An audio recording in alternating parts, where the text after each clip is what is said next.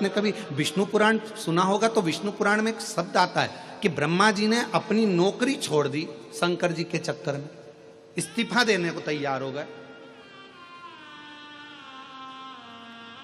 तो भगवान विष्णु ने पूछा कि तुम ब्रह्मा जी अपनी नौकरी क्यों छोड़ रहे हो, तुम इस्तीफा क्यों दे रहे हो? तो भगवान नारायण ने जब पूछा तो ब्रह्मा जी बोले कि मैं इस्तीफा इसलिए देना चाहता हूं कि राजा श्वेत,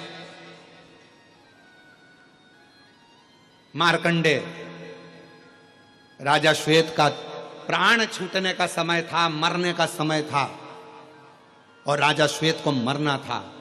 जब यमराज को मैंने फाइल पर सिग्नेचर कर दे दिए, ब्रह्मा जी बोले कि मैंने सिग्नेचर करके दिए कि नीचे जा और इसको उठा ला, मार दे इसको, राजा श्वेत के प्राण छूटना है। तो राजा श्वेत को उठा कर लाना था।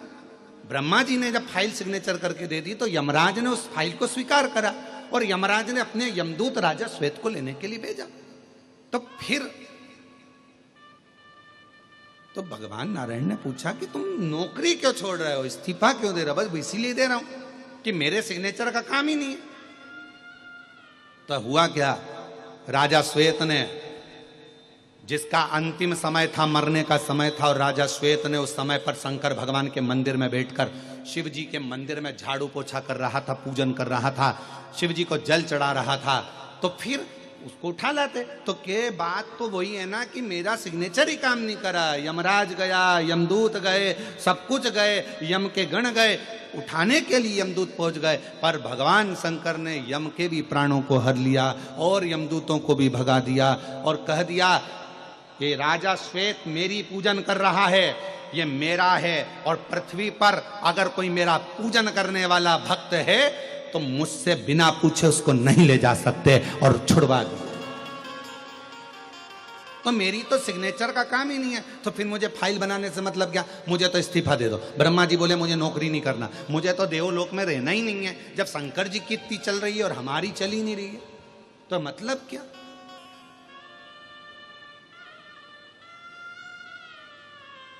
इसीलिए कहा जाता है सारे देवता हैं, सब देव हैं, और मेरा शिव, जम के बोलो, महादेव हैं।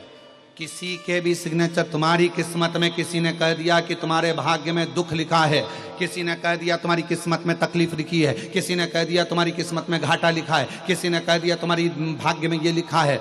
दुनिया, देवता ने अगर तुम्हारा भाग्य लिखा है, ब्रह्मा जी ने भी अगर तुम्हारी लेखनी लिखी है, देवताओं ने अगर तुम्हारा भाग्य लिखा है, लिख दें दो। उस भाग्य को पलटने की जवाबदारी केवल एक के पास है, और वो देव अधिदेव महादेव के पास है।